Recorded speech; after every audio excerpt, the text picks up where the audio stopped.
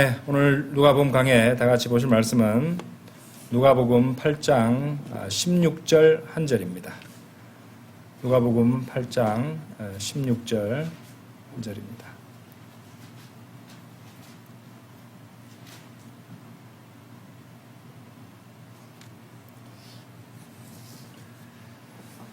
제가 받들어 읽겠습니다. 아무도 그가 불빛을 밝힌 후에 그것을 그릇으로 덮거나 혹은 그것을 침상 아래에 두지 않느니라.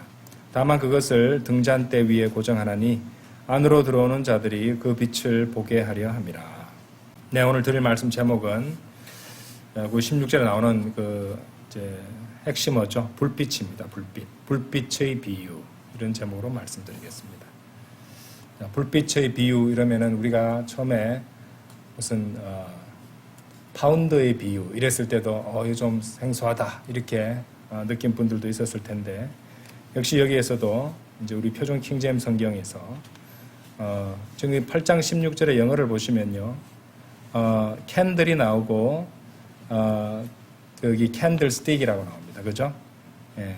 그래서 영어를 조금이라도 아시는 분들은 캔들은 초고 캔들 스틱은 촛대니까 그렇게 번역을 해야 되는데, 이 성경은 왜 불빛으로 했고 또 등잔대 위에라고 했을까? 이런 생각을 하실 수도 있겠습니다. 또 이제 우리나라 대부분의 기독교계에서도 이제 이 대목을 가지고 보통 이제 등불의 비유라고 많이 그래요. 등불의 비유. 그런 표현을 많이 들어보셨죠? 정확한 이제 번역은 불빛의 비유라고 해야 하는 게 맞습니다. 이전에 우리가 쓰던 성경, 한글 킹제임스 성경의 경우에는 이 부분을 캔들하고 캔들스틱을 촛불과 촛대로 번역을 했고요. 개역 성경을 보시면은 이제 등불이라고 하면은 이제 좀 포괄적인 단어예요. 실제로 등이 있는 등불이 될 수도 있고요. 또 등경이라고 되어 있습니다. 개역 성경 등경은 이제 호롱 같은 것들을 갖다 놓아두던 한국식 조명기구인데 그것도 적합한 번역이라고 볼 수 없습니다. 그래도 이제 영어를 조금이라도 아시는 분은 캔들은 촛대라고 해야 되는 거나 촛불이라고 해야 되는 게 옳지 않느냐 이렇게 말씀하실 수 있는데, 여러분들 웹스터 1828 판을 보면요, 1828년 판을 보면은 라이트이라는 뜻의 용례가 있습니다. 캔들의 뜻 가운데 불빛이라는 뜻이 있어요. 라이트이라고.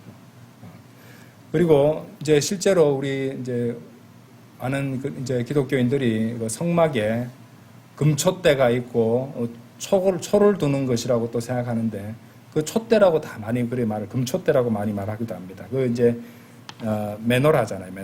메노라가 이제 보통 금촛대 이렇게 말하는데, 사실은 금촛대가 아니라 여기도 나오지만은 등잔대라 나오지만은 이제 순금 등잔대라고 해야지 정확합니다. 순금 등잔대. 그러니까 당시에는 이제 불을 밝힐 때 이렇게 간장 종지 같은 그런 등잔대에다가 순수한 올리브 기름을 넣고 이제 심지에 불을 붙여서 이제 불을 밝히는 그런 방식으로 된 것이죠. 그러니까 불빛이 맞고 등잔대가 맞다는 것이에요. 그래서 촛대가 아니라 등잔대가 맞고요.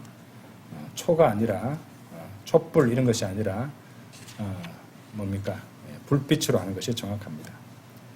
그래서 이제 저 같은 경우도 이전 성경을 쓸 때는 그래 촛대, 촛불, 그래 캔들 이렇게 돼 있네. 그래 그것이 맞구나라고 생각했었지만은 좀 더 자세히 살펴보니까 당시에 그 켰던 것이 촛불이 아니었거든요.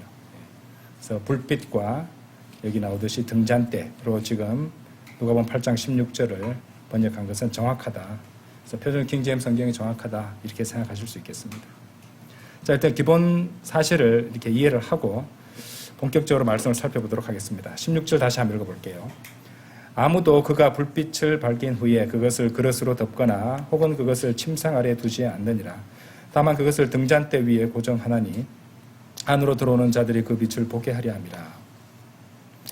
그래서 이제 여기 표현에 나오듯이 이제 불빛을 등잔대 위에 고정하는 이유가 이제 들어오는 사람들이 그 빛을 보게 하려고 보게 하기 위함이라고 우리 말씀하십니다. 자, 그러면은 이제 이 비유를 이해하기 위해서 이 빛이 무엇인지 우리가 생각해 봐야겠습니다. 요한복음 8장 12절 한번 열어보시죠. 이제 성경 기록들로 서로 비교하면서 풀어가도록 하겠습니다. 요한복음 8장 12절에 보시면은 그때 예수님께서 다시 그들에게 일러 말씀하시기를 나는 세상의 빛이라 나를 따르는 자는 어둠 가운데 살아가지 아니할 것이요 오히려 생명의 빛을 소유하리라. 세상의 빛을 따르게 되면은 생명의 빛을 소유하게 된다고 말씀하십니다. 그렇죠?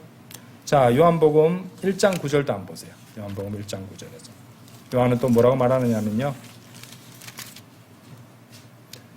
그 빛은 예수님이죠. 그 빛은 참된 빛이었으니 그것은 세상으로 들어오는 모든 사람에게 저마다 각각 빛을 주신다고 말씀하십니다. 그렇죠? 예. 요한일서, 요한일서도 기록했는데 요한일서에서 뭐라고 말하는지 보겠습니다. 요한일서 1장 한번 열어보세요. 요한일서 1장 5절입니다.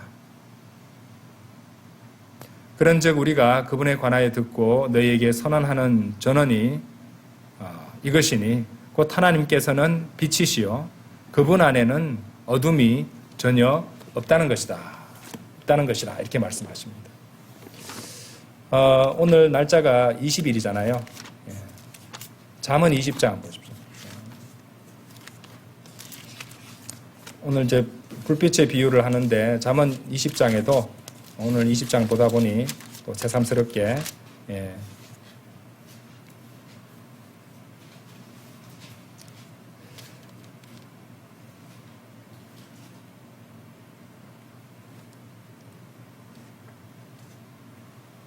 자, 20장 잠깐만요. 27절 보십시오. 27절 보시면 사람의 영은 뱃속의 모든 부분들을 탐색하는 주의 불빛이라. 여기도 27절에 보시면 주의 불빛이라 할 때 그 불빛에 해당하는 단어가 바로 캔들이라는 단어가 사용되었습니다. 그렇죠? 빛들이 그렇게 언급되고 있다는 것이죠. 자, 그래서 이제 이 빛은 자적으로 주님, 예수님, 하나님을 의미한다. 이렇게 생각할 수 있습니다. 그리고 이제 그 빛을 따르는 자는 뭐라고 하셨어요? 생명의 빛을 소유하시고 그 참된 빛께서 이제 모든 사람에게 저마다 빛을 주시는데 우리 그리스도인들이 예수 그리스도를 믿고 그분을 구원자로 받아들였을 때 그분께서는 또 우리에게 빛을 주시는 것이죠. 그렇죠? 자, 골로새서 두 군데 보겠습니다. 먼저 골로새서 1장 27절 한번 열어보세요. 골로새서 빛이신 예수 그리스도께서 우리 안에 계시기 때문에 저마다 우리는 그 빛을 소유하게 되는 것이에요. 왜? 그분을 우리는 믿고 신뢰하고 받아들였잖아요. 골로새서 1장 27절에 보시면은 하나님께서는 이 신비의 영광의 부유함이 무엇인지를 이방인들 사이에서 성도들에게 알리기를 바라시느니라. 이 신비는 거기 보세요. 너희 안에 계신 그리스도 곧 영광의 소망이시라. 예수님께서 참 빛이시고 그죠? 또 이 세상의 빛이라고 하셨는데 그분을 우리가 받아들였습니다. 그러니까 우리 안에 계신 그리스도 계시고 그 빛은 곧 영광의 소망이 되신다는 것이죠. 그렇죠? 실제로 주님께서는 우리를 이렇게 부르세요. 마태복음 5장 14절도 한번 보세요. 성경 기록들을 비교해 보면 정확하게 드러납니다. 마태복음 5장 14절도 보세요. 14절 보시면요. 그대로 말씀하십니다. 아까 우리가 요한복음 보실 때도 요한복음 몇 장이었습니까? 그 8장 12절에서 나는 세상의 빛이라 라고 말씀하셨는데 주님께서는 마태복음 5장 14절에서 우리를 향해서 그러니까 지금 이제 결국에는 우리가 받아들일 수 있는 말씀이잖아요. 너희는 세상의 빛이라 언덕 위에 세워진 도시가 숨겨질 수 없느니라 이렇게 말씀하십니다. 물론 주님을 따르던 사람들에게 당시에 말씀하신 거지만은 우리가 충분히 받을 수 있는 말씀이죠. 우리 그리스도인들에게 확실히 적용될 수 있습니다. 우리 그리스도인들이 세상의 빛이 될 수 있는 증거를 보여드리겠습니다. 왜냐하면 신약 성경이 그렇게 말씀하세요. 자, 빌립보서 2장 15절 한번 보세요. 자, 제자들에게 하신 말씀 아닙니까? 사도들에게 하신 말씀 아닙니까? 아니요, 우리에게도 적용할 수 있어요. 빌립보서 2장 15절이에요. 이는 너희로 하여금 비난받을 것 없고 무해한 하나님의 아들들이 되게 하려 함이니 뒤틀리고 비뚤어진 민족 가운데서 꾸짖음 받을 것 없이 그들 가운데 너희가 세상에서 빛들로 비추게 하려 함이라. 너희가 세상에서 빛들로 비추게 하려 함이라 라고 말씀하세요. 그렇죠. 세상의 빛이라고 말씀하십니다. 그리스도인들에게 정확하게 세상의 빛이라는 명칭을 적용해 주신다는 것이죠. 그래서 우리는 그리스도께서 세상의 빛이시고 참 빛이시듯이 우리도 세상의 빛, 그분을 우리 안에 우리가 모시고 계시잖아요. 그렇죠? 영광의 소망으로 우리 주 예수 그리스도를 우리 안에 모시고 계시니까 우리는 세상의 빛으로서 세상의 빛을 비추어야 된다. 이 말입니다. 자, 주님께서는 또 이제 성경 기록을 보시면은 태양에 비유되시기도 하세요. 자, 시편 84편 11절 한번 열어보십시오. 시편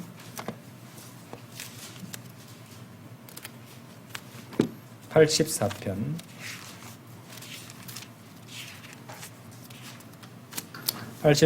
11절이에요. 이는 주 하나님께서 해와 방패이시기 때문이니이다. 하나님을 해라고 말하고 있죠. 그죠? 주 하나님께서 해와 방패이시기 때문이니이다. 주께서 은혜와 영광을 주실 것이니이다. 그분께서는 올바르게 살아가는 자들에게서 좋은 것을 삼가지 아니하시리라. 이렇게 말씀하시죠. 자, 말라기 4장으로도 가보겠습니다. 말라기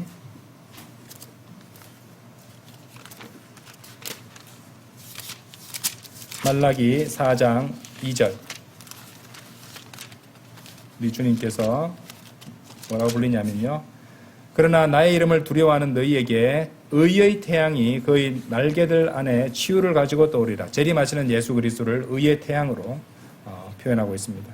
그리고 너희가 밖으로 나가서 외양간의 송아지들 같이 자라나리라. 이렇게 말씀하십니다. 우리가 이제 저번에 태양에 대해서 배웠잖아요. 태양에서 이제 세 가지 종류의 광선으로 이루어져 있습니다. 적외선, 가시광선, 자외선 이 세 가지가 이 서로 다른 세 개의 광선이 또 삼위일체의 서로 다른 각 위들과 이제 각각의 위들과 대응한다는 것을 우리가 배워서 알고 있습니다. 그렇다면은 그리스도의 신부, 그러니까 그리스도의 신부가 되는 교회는요, 또 주님께서 태양이시라면은 당연히 태양의 짝이 되는 뭐가 되겠습니까? 달이 되는 것이에요. 달은 우리 구원받은 그리스도인들, 그러니까 교회, 그리스도의 신부가 달에 비유됩니다. 왜? 태양의 짝이 되니까요. 솔로몬의 아가 6장 한번 열어보십시오. 솔로몬의 아가. 자, 또 이제 달을 한번 또 살펴보겠는데요. 근데 달이 어떻게 빛을 내나요? 달이 어떻게 빛을 내는가를 우리가 생각해 봐야 된다는 겁니다. 달이 스스로 빛을 냅니까? 아니죠.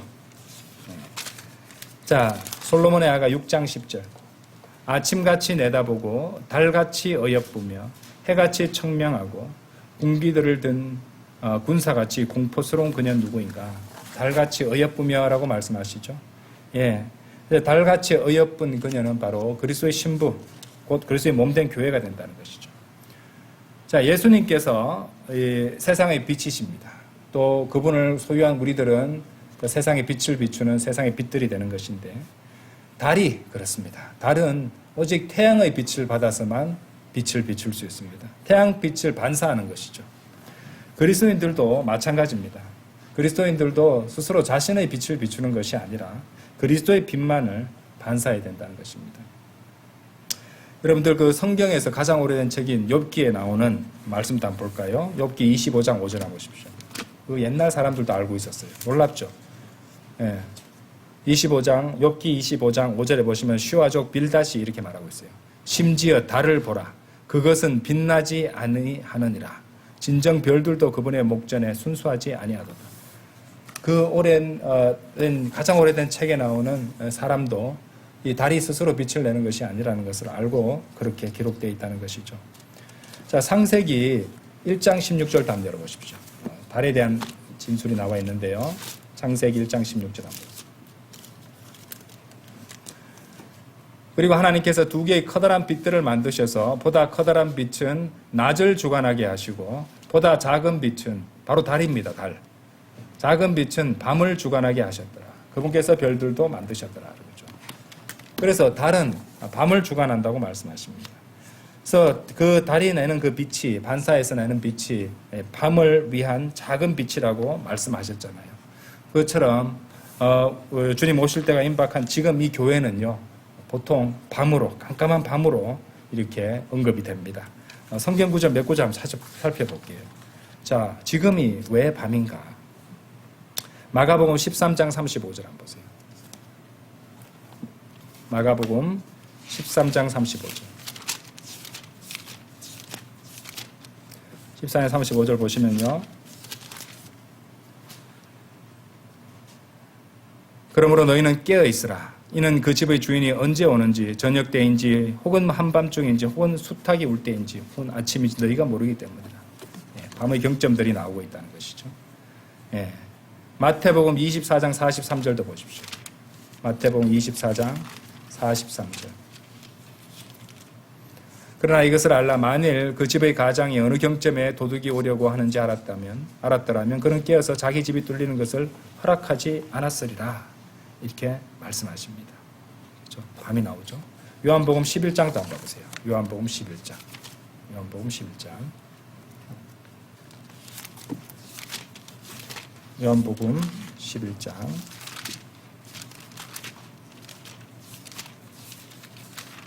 9절 10절입니다.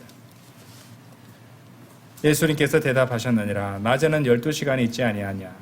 만일 어떤 사람이 낮에 걸어다니면 그가 걸려 넘어지지 아니하니 그가 이 세상의 빛을 보기 때문이라. 그러나 만일 어떤 사람이 밤에 걸어다니면 그가 걸려 넘어지니 그 안에 아무런 빛이 없기 때문이라 말씀하십니다. 자, 달은요, 보통 우리가 생명체가 없는 죽은 위성이라고, 어떤 사람은 행성이라고 주장하기도 하지만요, 달은 생명체가 없는 죽은 위성이라고 그렇게 사람들이 말합니다. 마찬가지로 성경 기록은 우리 구원받은 성도들, 우리 믿는 자들도 그리스도 안에서 죽었다고 말씀하세요. 갈라디아서 2장 20절 한번 보세요. 묘하게 이 달이 갖고 있는 속성과 특징이 우리 그리스도인들과 연결이 되는 부분들이 있다는 것이죠. 갈라디아서 2장 20절 한번 보세요.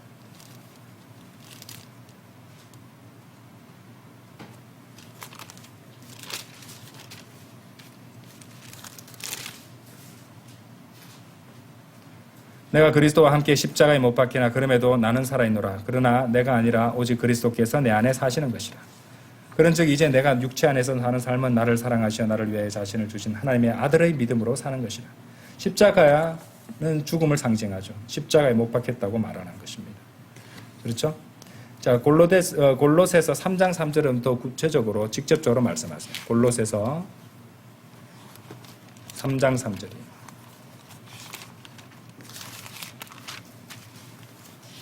골로새서 3장 3절 이렇게 말씀하십니다. 자, 처음부터 나오죠. 이는 너희가 죽었고, 예. 달도 보면 아무 생명체도 없습니다. 그죠? 완전히 죽어버린 그런 땅처럼 보이잖아요. 그죠? 너희가 죽었고, 너희의 생명은 하나님 안에서 그리스도와 함께 감추어져 있기 때문이라고 말씀하신다는 것입니다. 자, 달은요, 또 이렇게, 한 달에도 이렇게 보면은 시간이 지나면서 그 크기가 빛나는 그 영역의 모습이 달라집니다.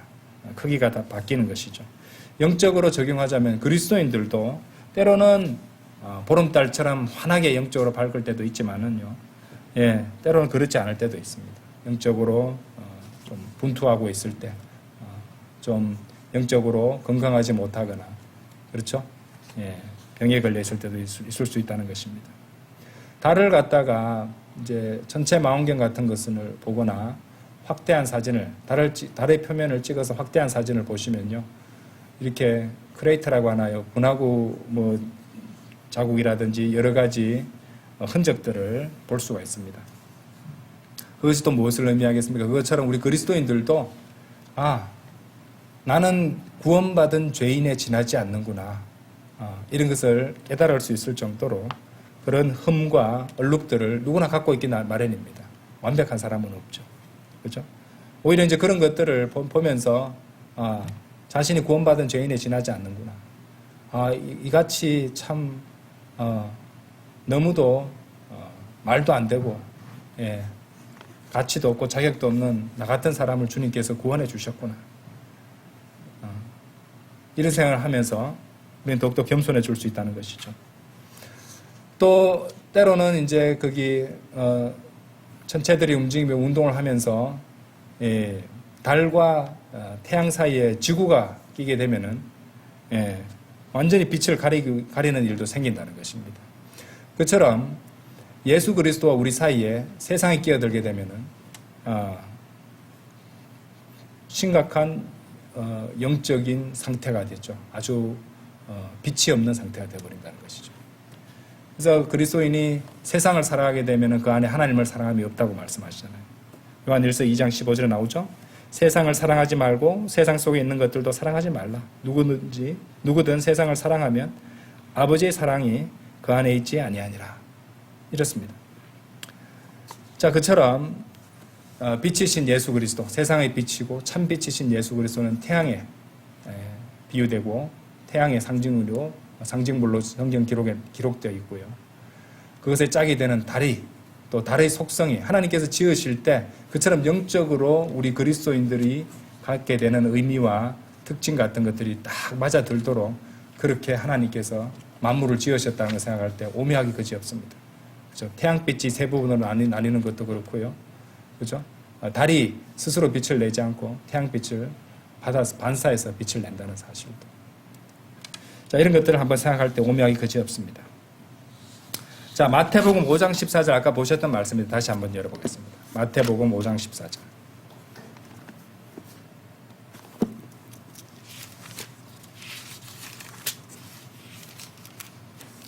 너희는 세상의 빛이라 언덕 위에 세워진 도시가 숨겨질 수 없느니라 이렇게 말씀하시죠. 자, 여기서 이제 1차적으로 언덕 위에 세워진 도시가 어딜까요? 예루살렘입니다.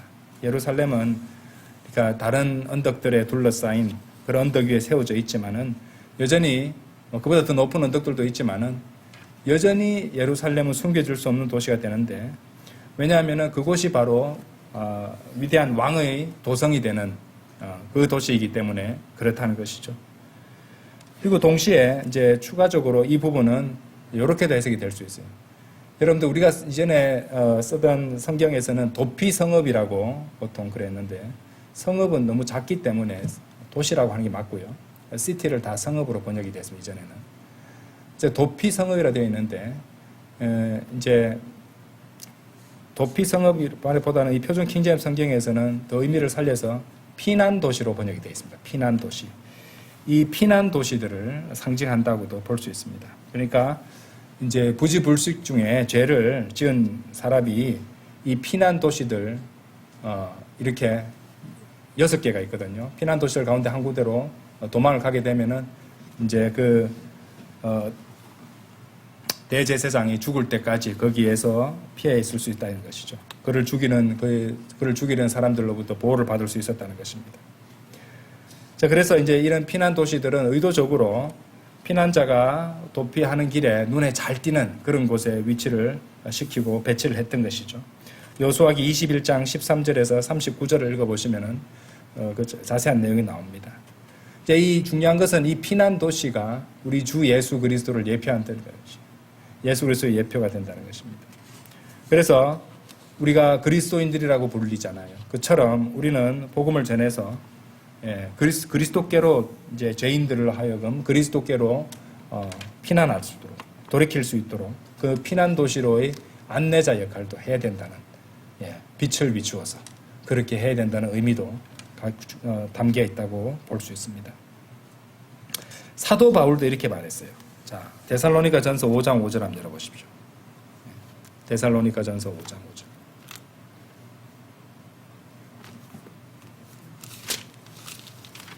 여기 보시면은 너희 모두는 빛의 자녀들이요. 자, 빛의 자녀들이라는 표현이 나오죠. 빛의 자녀들이요, 낮의 자녀들이라. 우리는 밤에 속하지도 아니하였고 어둠에 속하지도 아니하니라 이렇게 말씀하십니다. 그렇죠? 예. 우리 빛의 자녀들이 이제 이 영적으로 어두운 밤과 같은 이 시기에 빛을 밝히는 존재로서 살아간다는 것이죠. 자, 요한은 또 요한일서 1장 7절에서 이렇게 말합니다. 1장 7절에서 그러나 만일 우리가 그분께서 빛 가운데 계신 것 같이 빛 가운데 살아간다면 우리가 서로 간에 교제가 있는 것이며 그분의 아들이신 예수 그리스도의 피가 우리를 모든 죄에서 정결하게 하시느니라 이렇게 말씀하신다는 것이죠. 자, 그뿐이 아닙니다. 죄를 이제 그렇다 보니 죄를 짓고 있는 그런 어떤 육신적인 사람 그리스도인은 이런 명령을 받게 돼요. 에베소서 5장 14절 한번 열어보십시오. 잠에서 깨어서 죽은 자들로부터 일어나라고 그런 명령을 받습니다. 에베소서 5장 14절입니다.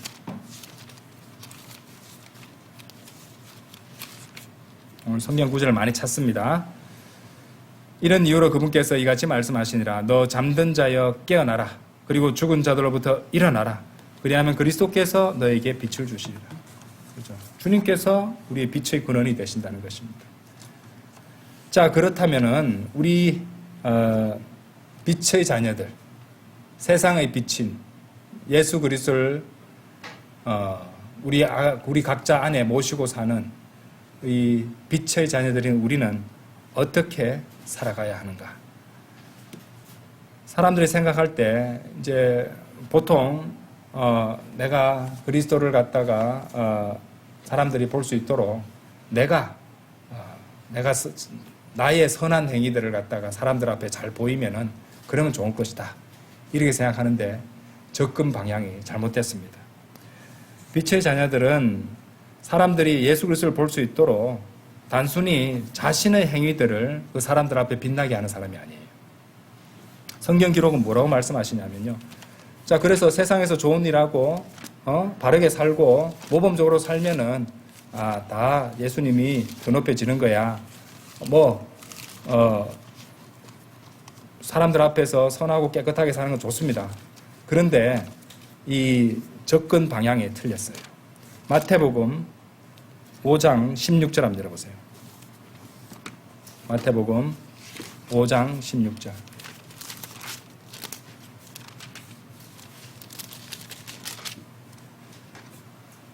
너희의 행위가 사람들 앞에 비치게 하라는 말이 아니었죠. 뭐라고 되어 있습니까? 너희의 불빛의 비유가 갖고 있는 핵심이 이거예요. 너희의 빛이 이처럼 사람들 앞에서 비치게 하라. 빛을 비치게 하고 그 다음에 나온 말씀 보세요. 이는 그들이 너희의 선한 행위들을 보고 하늘에 계신 너희 아버지께 영광을 돌리게 하려 함이라. 그러면 빛이 행위라는 말이 아닙니다. 너희의 빛을 사람들 앞에서 비치게 하면은 그 빛을 비치게 하면은 그 빛이 선한 행위들로 드러나기도 하겠죠. 하지만 행위만 하는 것은 아니란 말이에요. 어디까지나 빛이 비치는 과정에서 선한 행위들이 빛을 먼저 비춰주면은 사람들한테 먼저 빛을 비춰주면은 사람들이 그 다음에 여러분들이 선한 행위에 주목해서 보게 될 거라는 것입니다. 먼저 그들이 감지해야 되는 것은 여러분 안에서 비쳐나오고 있는 빛을 먼저 비춰줘야 된다는 거죠. 무슨 말인지 아시겠죠? 자, 이런 원리는요, 빌립보서 2장 12절 한번 열어보십시오. 우리가 이전에도 공부하셨던 말씀인데요. 저는 이 말씀과 연결된다고 봅니다. 빌립보서 2장 12절. 이런 이유로 나의 사랑을 받는 자들아, 너희가 늘 순종해 왔듯이 내 앞에서뿐만 아니라 내가 없는 지금 더욱더 순종하여 두려움과 떨림으로 너희 자신의 구원을 나타내라. 세상에서 아주 선하고 모범적으로 사는 사람들 많습니다. 예. 그 사람들 다 하늘나라 갑니까? 천국 갑니까? 구원받은 사람들입니까? 예. 그거는 또 다른 문제예요. 그렇죠? 예수 그리스도를 믿지 않는 법 없이도 살만한 사람들 많습니다. 자기 의를 내세운 사람들 많다는 것이에요. 핵심은 뭡니까? 너희 자신에서 이미 이루어진 그 너희 자신의 구원을 나타내는 거잖아요. 그래서 무슨 말인지 아시겠죠? 예. 너희의 빛이 하나님께서 나눠주신 그 빛이 주님께서 주신 그 빛이 사람들에게 비치도록 나타내는 겁니다. 그렇죠? 우리 안에서 이미 이루어진 우리 소유의 구원을 우리 안에 내주하시는 성령님께 순종함으로써 우리 안에 빛을 사람들 앞에 비추게 하고 그리스도를 증거해야 된다는 거죠. 그리스도를 드러나게 해야 되는 것이죠. 그렇죠? 그렇게 빛을 비추면은 그제서야 사람들은 우리의 선한 행위들을 주목해서 보게 될 것입니다.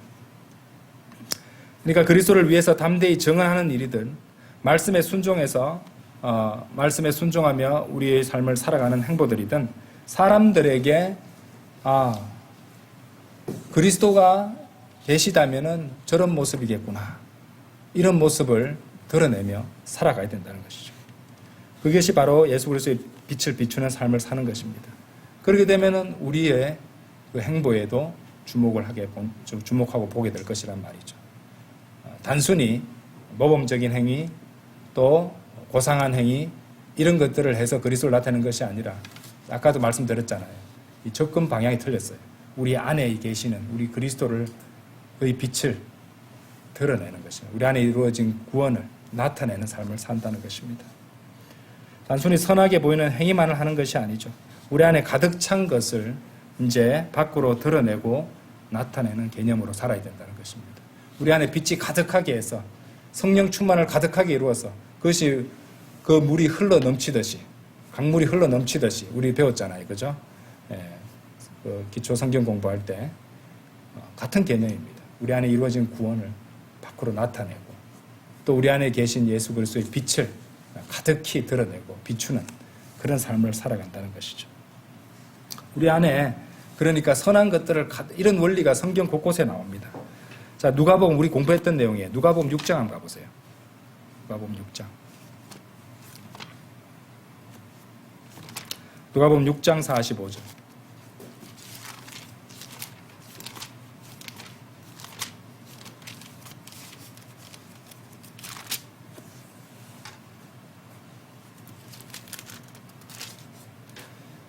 선한 사람은 자신의 마음속 선한 보물 창고에서 선한 것을 내느니라. 그래 이것도 보세요. 그냥 어떻게 선한 사람을 선하게 행해야 한다 이런 말이 아니라 마음속에 있는 마음속 선한 보물 창고에서 선한 것을 내는 거예요. 가득 채워진 것이 밖으로 나오는 겁니다. 그죠? 예. 쓰레기를 가득 채우면 쓰레기가 나오기 마련이고요. 보물을 가득 채우면 보물이 나오기 마련입니다. 그리고 악한 사람은 그의 마음속 악한 보물 창고에서 악한 것을 내느니라. 이는 마음에 넘치는 것을 그의 입이 말하기 때문이라. 기억하시죠? 이 선한 보물은 주를 두려워하는 것, 그리고 하나님의 말씀, 그리고 위에 있는 것들에 두는 애정이었죠. 세 가지 기억하십니까? 주를 두려워하는 것, 이사야서 33장 6절에 나왔죠. 하나님의 말씀, 마태복음 13장 52절에 나왔고요. 위에 있는 것들에 두는 애정이 바로 골로새서 3장 2절에 나오는 그 내용입니다. 이런 것들이 선한 보물이고 이런 것들이 우리 마음을 가득 채우고 있을 때, 그렇죠? 주를 두려워함을 가득 채우고 있다면, 그렇죠? 그리고 또 하나님의 말씀을 늘 읽고 묵상해서 마음판에 새기고 있다면, 자연히 하나님을 두려워하고 하나님의 말씀이 그 사람 마음판에 가득 채우고 있다면 당연히 이 세상 것들이 아니라 위에 있는 것들에 애정을 두고 살기 마련입니다. 그것이 가득 채우고 있으면 우리의 말이나 행동이나 그렇게 드러나게 마련이고 그것이 결국에는 사람들에게 비춰지게 되겠죠. 그렇죠?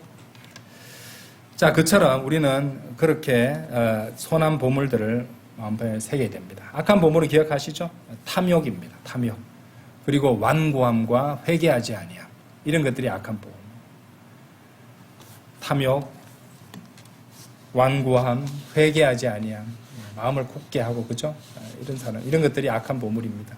자, 그런 것들이 마음에 가득 차 있으면은 그 입을 통해서 나오기 마련이에요. 우리는 그렇게 되어서는 안 되겠죠. 우리 각자의 마음의 보물 창고에 선한 보물들을 지속적으로 쌓아 올리고 있어야 됩니다. 넘치게 해야 됩니다. 그래서 주님을 두려워함으로써 우리 육신적 자아를 십자가에 못 박아야겠죠. 매일매일 못 박아야겠죠.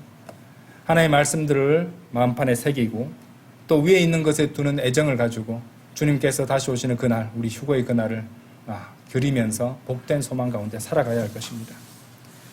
자, 우리 마음이 그 모든 보물들로 가득 채워지게 되면 주를 두려워함으로 깨끗이 닦은 반사경, 우리 등대의 반사경이요. 주님 오실 때까지 주님께서 발하시는 빛과 또 그 말씀의 빛을 이 어두운 밤바다 위로 환하게 비출 수 있을 것입니다.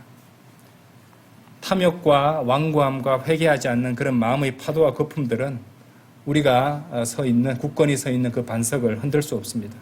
그렇기 때문에 우리는 앞으로도 남은 주님 오시는 그 나날들을 우리 반사경을 닦고 또 깨끗하게 닦아서 주님께서 주시는 빛을 그대로 다 발산하고 비출 수 있는 그런 성도들로서 살아가야 할 것입니다.